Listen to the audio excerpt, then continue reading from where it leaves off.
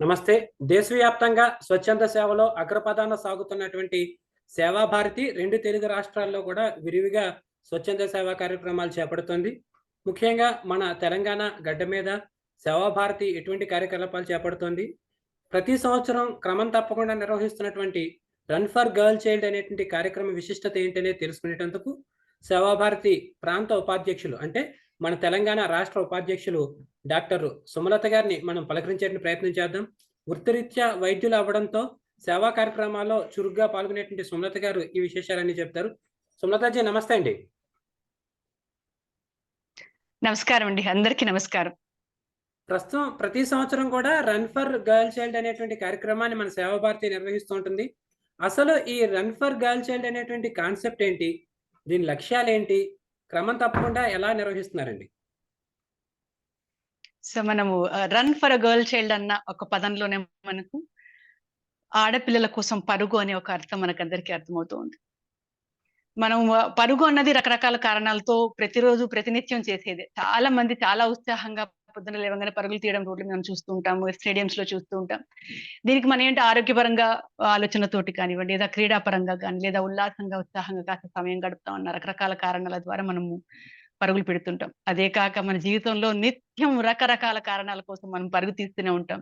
అది చదువు కోసం కావచ్చు, సంపాదన కోసం కావచ్చు, కాక ఆస్తిపాస్తుల కోసం నిత్యమైన పరుగు, రకరకాల పరుగులతో మనం జీవనం సాగిస్తూ ఉన్నాం. కానీ ప్రత్యేకించి ఏంటిది ఆడపిల్లల కోసం ఏమిటి ఈ పరుగు అంటే, run for a girl child అనే కాన్సెప్ట్ 8వసారి, అంటే ఇది 8th ఎడిషన్ అని చెప్తాం. 8వసారి మీరు నిర్విరామంగా 8వసారి సేవాభారతి కండక్ట్ చేస్తాం. ఎందుకంటే దేశవ్యాప్తంగా మనం చూసుకున్నా, మనము రాజకీయ నాయకుల వైపు నుంచి చూసుకున్నా, ఏ సంస్థ చూసుకున్నా, వాడవాడలా మనకి వినిపించే ఒక నినాదము, ఆడపిల్లల బ్రతుకులు మనం కాపాడుకోవాలి, వారిని చక్కగా చదివించాలి, వాళ్ళ కాళ్ళ మీద వాళ్ళు నిలబడేలాగా చేయాలి, వాళ్ళకి ఒక జీవనోపాధి ఉంటే, ఒక్క ఆడపిల్లను మన ఒక గృహంలో మనము బతికించగలిగితే, వారిని ప్రోత్సహించగలిగితే ఆ కుటుంబమే కాదు, ఆ సమాజం మీద కూడా దాని ప్రభావం ఉంటుంది అని మనం అందరం నమ్ముతాం. సేవాభారతి ఈ కోణంలోనే అనేక కిషోరి వికాస కేంద్రాలను ఒక కార్యక్రమం నడుపుతుంది. ఇందులో కిషోరి అన్న పదానికి మనం ఒక చిన్న నిర్వచనం చెప్పుకుందాం. అంటే బాల్యం అంటే ఏంటి? మనకి చిన్నతనం నుంచి 10వ సంవత్సరం దాకా మనం బాల్యం అంటాం. ప్రత్యేకించి ఆడపిల్లల్లో 10 నుంచి 16 సంవత్సరాల బాలికలను మనం కిషోరీస్ అంటాం. ఎందుకంటే ఆటపాటలతో గడిపేసిన బాల్యం నుంచి బాధ్యతాయుతమైన ఒక స్థానంలోకి స్త్రీ అడుగు పెడుతున్న ఆ వయసుని మనం కిషోరి వికాస కేంద్రం అంటాం. కిషోరి వికాసం, మరి ఇటువంటి కిషోరికి ఎటువంటి వికాసం అవసరం? ఎందుకంటే ప్రత్యేకించి సేవాభారతి పనిచేసే ప్రాంతాలు, తాండాలు కావచ్చు కాక, ఇంత అద్భుతమైన మన భాగ్యనగరంలో కనిపించని, చాలా మందికి తెలియని ఎన్నో ఎన్నో ఎన్నో స్లమ్స్ ఉన్నాయండి. మనం ఏమంటాం, వీటిని బస్తీలు అంటాం. మనం వీటిని మేము సేవా బస్తీలని పిలుచుకుంటాం. ఇటువంటి సేవా బస్తీలలో చదువుకు నోచుకోని వారు, ఒక పూట ఆహారానికి నోచుకోని వారు, ఆరోగ్యం అన్న పదానికి నిర్వచనం కూడా తెలియని ఎంతో మంది బాలికలని సేవాభారతి గమనించడం జరిగింది. సేవాభారతి ప్రస్థానము 1989లో మొదలుపెట్టిన అనేక కార్యక్రమాలలో పాల్గొంటూ ఉన్న ఈ అవసరాన్ని సమాజంలో గమనించిన తర్వాత ఖచ్చితంగా ఈ బాలికలకు మనము స్ఫూర్తి కలిగించాలి, వాళ్ళకి ఒక మార్గదర్శకం చేయాలి. ఇందులో ప్రత్యేకించి ఒక కార్యక్రమం మొదలు పెట్టాలని కిషోరి వికాస కేంద్రాల కార్యక్రమం మొదలుపెట్టినప్పుడు చాలా మంది కొద్ది బాలికలతో ఒక స్లమ్ లోకి వెళ్ళి అక్కడ చదువుకున్న పిల్లల్ని మనం ఐడెంటిఫై చేసి, డిగ్రీ దాకా చదువుకున్న పిల్లల్ని ఐడెంటిఫై చేసి, సమాజంలో మీ చుట్టూ ఉన్న బాలికల ఉన్న పరిస్థితిని వాళ్ళకి అవగాహన చేసి, వాళ్ళ ద్వారా చిన్న చిన్న ట్యూషన్ సెంటర్స్ లాంటివి మొదలు పెట్టామన్నమాట. ఏమవుతుంది మనకు తెలుసు, అసలు బాలురలైనా బాలికలైనా ఈ డైలీ వేజెస్ ఉంటారంటే, మనం జీవన పోరాటంలో సంపాదన కోసం పోరాడే తల్లిదండ్రులు కావచ్చు కాక, తల్లిదండ్రులు కోల్పోయిన పిల్లలు కావచ్చు కాక, కేవలం ఒక తల్లినో తండ్రిలో మిగిలిన బాలికలు కావచ్చు కాక, బాలురు కావచ్చు కాక, స్కూలు దాకా వెళ్లే అవకాశం నోచుకొని వాళ్ళు ఉన్నారు. సో వాళ్ళు లేదు ఏదో ఒక కారణం చేత స్కూల్కి వెళ్ళినా ఖచ్చితంగా 2వ క్లాస్లోనో 3వ క్లాస్లోనో ఖచ్చితంగా వాళ్ళు స్కూల్ డ్రాప్ అవుట్స్ అయిపోతున్నారు. సో ఇటువంటి పరిస్థితులు మనం ఇటువంటి కిషోరి వికాస కేంద్రాలు అన్న ఒక అద్భుతమైన ఒక ఆలోచనని మనం ఒక ప్రాంతంలో మొదలుపెట్టి ఇప్పుడు రాష్ట్రం అంతటా కూడా 300 దగ్గర దగ్గర 300 పైచిలకు కేంద్రాలను మనం నిర్వహిస్తున్నాం. ఈ కిషోరీల వికాసం కోసం చేసే పరుగే run for a girl child. ఈ run for a girl child అంటే ఆడపిల్ల కోసం పరుగు ఏదైతే అనుకుంటున్నామో మనం ప్రతి సంవత్సరం కూడాను ఇదే ఫిబ్రవరిలో సమాజాన్ని కూడా ఈ ఆలోచనతో సంఘటితం చేయడం కోసము, స్ఫూర్తి కలిగించడం కోసం మొదలుపెట్టిన ఈ పరుగు మొదట పరుగుగా మనం 2017లో మొదలుపెట్టినప్పుడు 2000, 3000 మందితో మొదలయ్యి ఈ 8వ ఎడిషన్ లో 10,000 మంది పైచులకు సమాజం నుంచి భాగస్వాములయ్యేలాగా తీసుకుంటున్న ఒక బృహత్తర కార్యం అండి. ఆల్రెడీ రిజిస్ట్రేషన్స్ జరుగుతున్నాయి. సమాజం నుంచి, ఈ సంస్థల రన్ నుంచి ఫర్ గర్ల్ అద్భుతమైన చైల్డ్ స్పందన అనేటువంటి వస్తుంది. రన్ ఫర్ గర్ల్ చైల్డ్ అనేటువంటి కార్యక్రమానికి ఎలాగ రిజిస్ట్రేషన్ చేయించుకోవాలి? దానికి ఉన్నటువంటి మార్గాలు ఏంటి? దీని ద్వారా చేయించుకుంటేటువంటి ఎలాగ ఆ కార్యక్రమాన్ని నిర్వహించడం జరుగుతుందండి?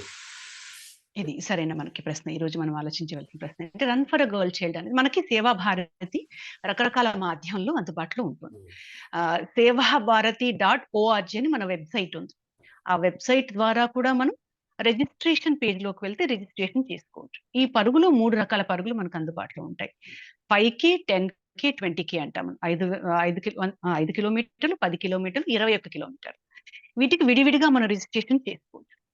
సో మొదటగా మనం అంటే ఇదొచ్చి స్టేడియం పరుగండి. మనం గచ్చిబౌలి స్టేడియం నుంచి పరుగు చేస్తాం మనం. 21 ఏదైతే మనం 21K అంటామో దీనికి పూర్తిగా ప్రొఫెషనల్స్ ఎవరైతే బాగా ఉత్సాహంగా రకరకాల క్రీడల్లో ఈ పరుగు పంద్యాల్లో పాల్గొనే వాళ్ళు ప్రత్యేకించి పాల్గొంటూ ఉంటారు. వీళ్ళు కూడా వందల్లో ఉంటారు. 800 మంది పైచిలకే ఉంటారు. ఈ 5 కిలోమీటర్లు, 10 కిలోమీటర్ల వారు ప్రత్యేకించి మనం ఇప్పుడు మనకి చాలా మంది ఫ్రెండ్స్ కావచ్చు, కుటుంబ సమేతంగా పాల్గొంటూ ఉంటాం అన్నమాట. దీనికి విడివిడిగా మనం రిజిస్ట్రేషన్ చేసుకోవాల్సి ఉంటుంది. మన వెబ్సైట్ లోంచే కాకుండా run for a girl child register అన్న మనం పేజ్ లోంచి కూడా రిజిస్ట్రేషన్ చేసుకోవచ్చు. అదే విధంగా ఇన్స్టాగ్రామ్ లో నుంచి కానీ, ఫేస్బుక్ లోంచి కానీ, మన ఎక్స్ ఇంతకుముందు మనం అనుకున్న ట్విట్టర్ లోంచి కూడా మనకి ఈ అందుబాటులో ఉంది.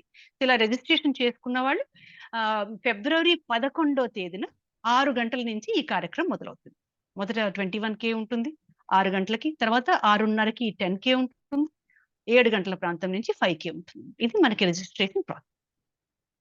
అయితే ఇప్పుడు ఈ రన్ ఫర్ గర్ల్ చైల్డ్ అనేటువంటి ఈ కార్యక్రమంలో ఎంతమంది పార్టిసిపేట్ చేస్తారని మీరు అంచనా వేస్తున్నారు? ఎక్కువ మంది ఎటువంటి వ్యక్తులు ఇందులో పార్టిసిపేట్ చేసేటువంటి అవకాశం ఉంది?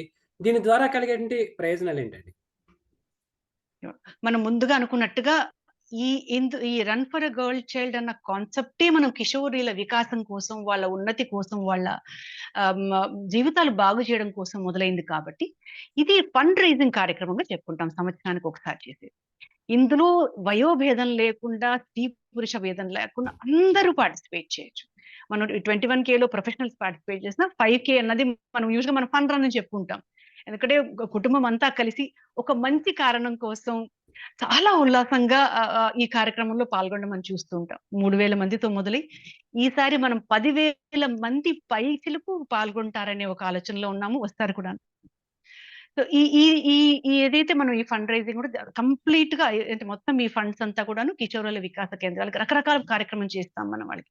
చదువు పరంగా, ఆరోగ్య పరంగా, వృత్తి పరంగా, వాళ్ళకి ఇంకా ఏమైనా ఆరోగ్యపరమైన సమస్యలు ఉన్నా కానీ వాళ్ళ సెల్ఫ్ డిఫెన్స్ కోసం కొన్ని కార్యక్రమాలు చేసి వీటికన్నిటి కూడాను పూర్తిగా ఈ ఫండ్స్ ఉపయోగపడతాయి అన్నమాట. అయితే ఇప్పుడు చూసుకున్నట్లయితే గనక ఈ రన్ ఫర్ గర్ల్ చైల్డ్ అనేటువంటి ఈ కార్యక్రమాన్ని ఉద్దేశించడం ద్వారా ఎంతో మందిని ఇన్వాల్వ్ చేయాలని చెప్పేసి మనం అనుకుంటున్నారండి. అయితే సుమలతాజీ మీరు వృత్తిరీత్యా డాక్టర్‌గా ఉన్నారు. సమాజంలో ఒక ఉన్నతమైనటువంటి ఒక ప్రొఫెషన్ నిర్వహిస్తూ ఉన్నారండి. అయితే ఇంత బిజీ షెడ్యూల్‌లో ఉండి కూడా మీరు సేవా భారతికి కానీ, సేవకు కానీ కొంత సమయం కానీ, వనరులు కానీ సమకూర్చి పనిచేస్తున్నారు. అసలు ఈ సేవా దృక్పథం యొక్క ఇంపార్టెన్స్ ఏంటి? సమాజంలో మనం కొంత సమయం ఇవ్వడం, కొన్ని వనరులు ఇవ్వడం, లేదంటే కొంత మద్దతు ఇవ్వడం ద్వారా సేవా కార్యక్రమాల్లో ఎందుకు పాల్గొనాలి? దీని యొక్క ఇంపార్టెన్స్ ఎలా చెప్తారండి? మనం కార్యక్రమాన్ని మొదలుపెట్టేటప్పుడు అనుకున్నప్పుడు మన అందరం కూడా పరుగుల జీవితంలో ఉన్నాం. ఎంత పరిగెడుతున్నాం ఒకరి కోసం ఒకరో లేదా మన కుటుంబం కోసమరో అంటే మన పక్కన చుట్టుపక్కల జరుగుతున్న సామాజిక పరిస్థితులను కూడా గమనించలేని పరిస్థితిలో మనం పరిగెడుతున్నామండి. సో మనకు భాగ్యనగరం అనగానే ఎత్తైన భవనాలు, అద్భుతమైన మాల్సే గుర్తుకొస్తాయి. కానీ ఇదే పరిస్థితుల మధ్యలో ఎన్నో స్లమ్స్ అండి, మనం బస్తీలు అంటాం. అదే బస్తీలలో అనుకున్నట్టుగా అంటే మన ఊహకి అందని పరిస్థితి ఇంకా కూడా నెలకొని ఉంది. బాల్య వివాహాలు ఇంకా జరుగుతున్నాయి. చదువుకు నోచుకొని పిల్లలు ఉన్నారు. అదే విధంగా ఆరోగ్యం అంటే అర్థం తెలియని వాళ్ళు ఉన్నారు. వీళ్ళందరూ కూడాను ఏ ఒక్కరి ద్వారా కూడాను వీళ్ళ జీవితాలు బాగుపరచడం సాధ్యపడదండి. మొదటిగా స్వచ్ఛందంగా సేవాభారతి మొదలుపెట్టినా కూడాను ఈ రన్ ద్వారా మనము అంటే సమాజాన్ని ఒక్క దగ్గరికి తీసుకొచ్చి ఈ ఆలోచనను పంచుకునే ఒక మంచి మాధ్యమం అనిపించి ఈ రన్ ఫర్ గర్ల్ చైల్డ్ మొదలుపెట్టాం మనం. ఎందుకంటే రాజకీయ పరంగా రాజకీయ నాయకులు గాని, సంస్థలు గాని, వ్యక్తిగతంగా ఫిలాంథ్రపిస్ట్ లెవెల్‌లో పనిచేస్తున్నా కూడాను సమాజంలో ఉన్న ఏదైతే అవసరం ఉందో, గుర్తెరుగని ఎవరైతే నిర్లక్ష్యానికి గురవుతున్న ఒక వర్గం ఉందో మనం పూర్తి చేయలేమండి. అందుకని ప్రతి ఒక్కరు కూడాను కాస్త సామాజిక స్పృహ, కాస్త సమాజాన్ని ముందుకు తీసుకెళ్ళగే ఆలోచన ఉన్న ప్రతి ఒక్కరు కూడాను నడుం బిగించి ఈ కార్యక్రమంలో ముందుకు వస్తేనే మనం ఎంతో కొంత వీళ్ళలో మన ఉన్నతిని మనం ముందుకు తీసుకురాగలం. అది ఆలోచనతోని మనం ప్రజలకందరికీ ప్రత్యేకించి హైదరాబాద్ వాసులు చాలా ఉత్సాహంగా అన్ని కార్యక్రమాల్లో పాల్గొంటూ ఉంటారు. అందరూ కూడా ముందుకు రావాలి. ఈ పరుగులో భాగస్వామ్యం కావాలి. అదే విధంగా ఆనందంగా, ఉల్లాసంగా ముందుకు వెళ్ళేటప్పుడు ఒక మంచి కారణాన్ని తీసుకొని వెళ్తే దాంట్లో ఉన్న అద్భుతమైన తృప్తిని మనం గమనించవచ్చు. గ్రౌండ్‌లో అయితే గనుక వస్తే ఒకసారి చూస్తే వ్యక్తిగతంగా కావచ్చు చాలా లేదా తృప్తికరంగా కనిపిస్తుంది. వ్యక్తిగతంగా కావచ్చు, వృత్తిపరమైన జీవితంలో భాగంగా సేవా కార్యక్రమాల్లో పాల్గొంటే మంచిదని మీరు చెప్తున్నారు డాక్టర్ గారు. అయితే మనమందరం విడివిడిగా చేసే కంటే కూడా ఈ సేవా భారతి లాంటి విస్తృత ప్రయోజనాలతో పనిచేస్తున్నటువంటి ప్లాట్‌ఫార్మ్ మీద పనిచేయడం అనేటువంటిది చాలా మంచి పరిణామం అని మనం అనుకోవచ్చు. అసలు ఈ సేవా భారతి అవును. ఎటువంటి కార్యక్రమాలు చేపడుతోంది? సేవా భారతి యొక్క సేవా విశేషాలేంటండి? చక్కటి ప్రశ్న అండి. అంటే ఇప్పుడు మన ముందు ఉన్నది run for a girl child అంటే కిషోరి వికాస్ అంటే బాలికల ఉన్నతికి తోడ్పడే ఒక కార్యక్రమం. దీంతో పాటు రకరకాల సేవా కార్యక్రమాల్లో సేవా భారతి పనిచేస్తుందండి. 1989 నుంచి మనం కార్యక్రమం మొదలుపెట్టినప్పటి నుంచి కూడాను వీటిలో అంటే ఇప్పుడు మనం ఈ కిషోరి వికాస కేంద్రంలో 10-16 సంవత్సరాల బాలికల్ని మనము ప్రోత్సహిస్తున్నాం. ఈ కిషోరి వికాస కేంద్రాల చుట్టూ అనేక కార్యక్రమాలు నడుస్తాయి.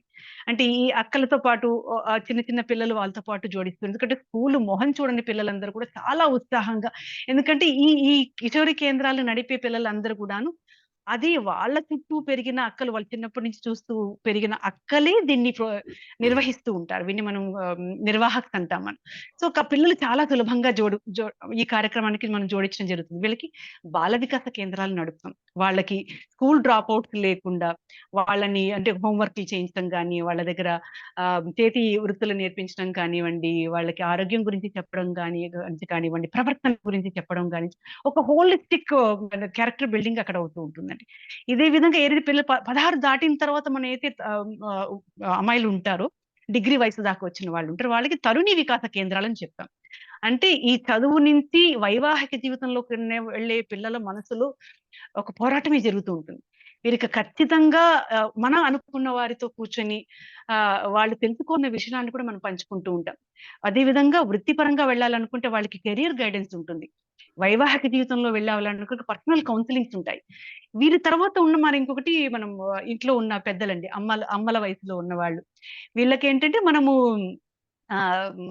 మాతృ మండలిని నడుపుతాం మనం. ఈ మాతృ మండలి ఏంటంటే కుటుంబంలో వాళ్ళు తీర్చుకొని ఎన్నో సమస్యలు చెప్పుకోవడానికి అవకాశం లేకుండా ఉంటుందండి. వీళ్ళకి చేతి పనులు నేర్పిస్తూ వాళ్ళ కాళ్ళ మీద వాళ్ళు నిలబడేలాగా చేస్తూ ఈ వ్యక్తిగతంగా ఉన్న సమస్యలను కూడాను వాళ్ళు మాట్లాడుకొని దీనికి కూడా మనము ఒక సమాధానం చెప్పే ప్రయత్నం చేస్తూ ఉంటాం. ఇది కిషోరి వికాస కేంద్రం చుట్టూ జరిగే ఒక కార్యక్రమం. దీంతో పాటు అంటే వైదేహి ఆశ్రమం చేస్తామండి. ఎవరైతే పిల్లలు అంటే తల్లిదండ్రులు లేని వాళ్ళు కావచ్చు కాక తల్లిదండ్రులు ఉన్నా కూడా తల్లిదండ్రులకు దూరమైన పిల్లలకి పూర్తిగా ఆశ్రమంలో వాళ్ళకి మనము సహాయం చేస్తాం. అంటే చదువు దగ్గర నుంచి వివాహం దాకా కూడా పూర్తి బాధ్యతని సేవాభారతి స్వీకరిస్తాం.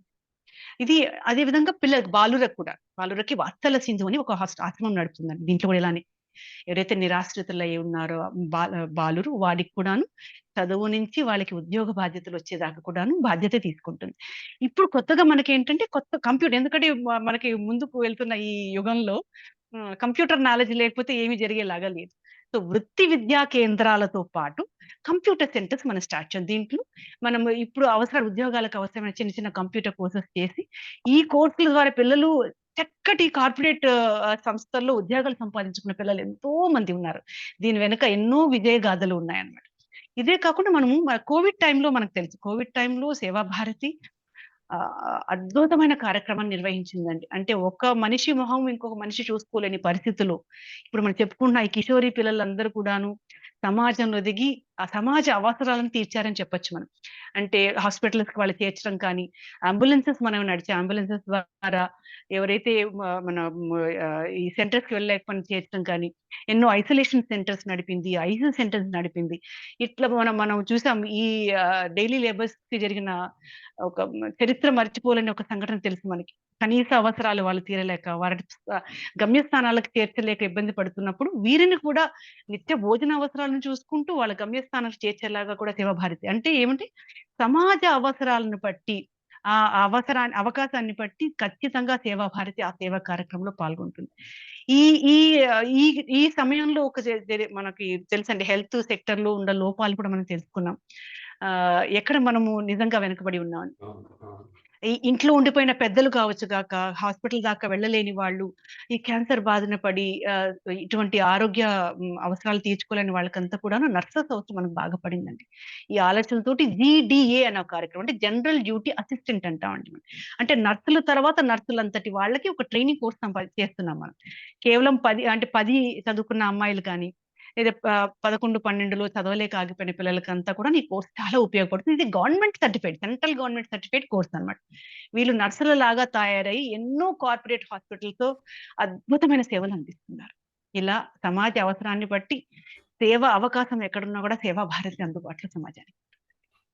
అయితే మీరు వృత్తిరీత్యా డాక్టర్ గారు కాబట్టి ఫైనల్‌గా ఆరోగ్యం విషయంలో ఎలాంటి జాగ్రత్తలు తీసుకోవాలి? ముఖ్యంగా ఎందుకంటే మీరు ఇందాక నుంచి బాలికల గురించి పదే పదే ప్రస్తావన చేస్తూ వచ్చారు కాబట్టి, బాలికలు ఈ ఆరోగ్యం అనేటువంటి అంశం మీద ఎలాంటి జాగ్రత్తలు తీసుకోవాలి? సేవాభారతి ఈ విషయంలో ఎలాగా వాళ్ళకి దోహదపడుతుందండి? మనం అనుకున్నట్టుగా సమగ్ర సంపూర్ణ వ్యక్తిత్వ వికాసం కోసం ఆడపిల్లల్ని తయారు చేస్తున్నాం. ఈ కిషోరీ వయసు పిల్లల్లో చాలా మనం గమనించింది ఏంటంటే, ఈ కేంద్రాల్లో వెళ్ళినప్పుడు రక్తహీనత చాలా ఎక్కువగా కనిపిస్తుంది. ఇక్కడ మాల్ న్యూట్రిషన్, అంటే సరైన ఆహారం లేదు వల్ల రక్తహీనత విపరీతంగా ఉంటుంది. మీరు 10 సంవత్సరాల బాలికను చూస్తే 5 సంవత్సరాలు, 6 సంవత్సరాలు అనిపించేలాగా అనిపిస్తూ ఉంటారు వాళ్ళు. సో వీళ్ళకి ఏం చేస్తామంటే సుపోషణ అనే ఒక కార్యక్రమాన్ని ప్రత్యేకించి సేవాభారతి చేస్తోంది. అంటే ఏం చేస్తాము, ఈ అనీమియా ఈ పిల్లలకందరికీ రక్త పరీక్షలు చేసి, ఎవరైతే అనీమియాను మనం 3 రకాలుగా డివైడ్ చేస్తామండి. మైల్డ్, మోడరేట్ అండ్ సివియర్ అని. ఆశ్చర్యకరంగా ఎంతో మంది ఆడపిల్లలు ఈ సివియర్ కేటగరీలో ఉన్నారు. అంటే కొంతకాలం వదిలేస్తే, అంటే వాళ్ళ ఇమ్యూనిటీ లెవెల్స్ అంటాం కదా, తగ్గిపోయి, వ్యాధి నిరోధక శక్తి తగ్గిపోయి జబ్బుల బారి పడే పరిస్థితుల్లో చాలా మందిని గమనించాం. వీరికంతా కూడాను పోషణను అందిస్తూ, వారానికి 2 సార్లు సంపూర్ణ పోషణ ఉండే ఆహారం అందిస్తూ, ఎవరికైతే డెఫిషియన్సీ ఉన్నాయో, ఐరన్ డెఫిషియన్సీ కావచ్చు, ఫోలిక్ డెఫిషియన్సీ కావచ్చు, బి కాంప్లెక్స్ డెఫిషియన్సీ కావచ్చు, వీళ్ళకి సప్లిమెంట్ ఇచ్చి ఒక పైలట్ ప్రోగ్రామ్ చేసాం ఒక 300 పిల్లలతోటి. 100% అనీమియా నుంచి వాళ్ళని మనం విముక్తి కలిగించగలిగాం. ఇప్పుడు ప్రస్తుతము 1000 మంది పిల్లలకి ఇదే కార్యక్రమం నడుస్తుంది. అవ్వగానే మనం మళ్ళా బ్లడ్ టెస్ట్ చేస్తామండి. చేసినప్పుడు, ఎందుకంటే ఆహార లోపాలు వాళ్ళు తెలుసుకోగలిగారు. అసలు పోషక ఆహారం అంటే ఏంటి తెలియని పరిస్థితుల్లో తల్లిదండ్రులు ఉంటారండి వాళ్ళు. ఎందుకంటే డైలీ వేజెస్‌కి వెళ్ళిపోతారు. ఇంట్లో పిల్లలు ఉంటారు. ఏం తింటారో, ఎక్కడ పడుకుంటారో తెలియని పరిస్థితుల్లో ఆరోగ్యం గురించి అవగాహన ఉండదు. దీని ద్వారా ఏంటంటే ఈ పిల్లలు కోలుకోవడం వలన అక్కడ వాళ్ళున్న సమాజం చుట్టూ కూడా ఈ అవగాహన కలిగించగలుగుతున్నారు. ఇలా ప్రత్యేకించి సుపోషణ కార్యక్రమం చేస్తోంది. డాక్టర్స్ ద్వారా మనము క్యాంప్స్ కండక్ట్ చేస్తూ ఉంటాం. ఈ సేవా భక్తులు అంతా కండక్ట్ చేసి, ఐడెంటిఫై చేసి అవసరమైన వాళ్ళని సర్జరీ చేయించడం జరిగింది. ఆరోగ్య సూచనలు ఇవ్వడం జరిగింది. పోషకాహారం అంటే ఏంటో వాళ్ళకి చెప్పడం జరిగింది. సంపూర్ణంగా ఎక్కడైతే బస్తీలో సేవా కార్యక్రమం జరుగుతుందో, ఆరోగ్యపరంగా మనం వాళ్ళని గైడ్ చేయగలుగుతున్నాం. అంటే నేను వృత్తిపరంగా దంత వైద్యురాలిని. నాకొక అద్భుతమైన అవకాశము ఈ సేవా భారతి ద్వారా జరిగింది. ఇలానే ఒకసారి నేను ఈ run for a girl child అనే కార్యక్రమంలో అతిథిగా వెళ్లి ఈ స్థానానికి వెళ్ళగలిగే అవకాశం నాకు ఈ అద్భుతమైన సేవా నరితి కల్పించిందండి. అయితే రన్ ఫర్ గర్ల్ చైల్డ్ విశిష్టత ఏంటి? అలాగే సేవా భారతి అందిస్తున్నటువంటి సేవా కార్యక్రమాల విశిష్టత ఏంటి అనేది తెలియజేసినందుకు ధన్యవాదాలు డాక్టర్ సుమలత గారు. నమస్తే అండి. నమస్కారం అండి. చాలా సంతోషం.